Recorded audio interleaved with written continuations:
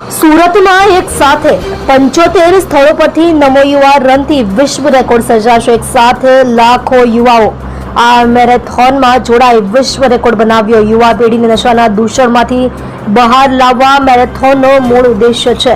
મોટી સંખ્યામાં યુવાઓ જોડાયા। પ્રધાનમંત્રી નરેન્દ્ર મોદીના જન્મદિવસને લઈ યોજાઈ યુવા રન નમો સેવા પખવાડિયાની ઉજવણી કરવામાં આવી રહી છે।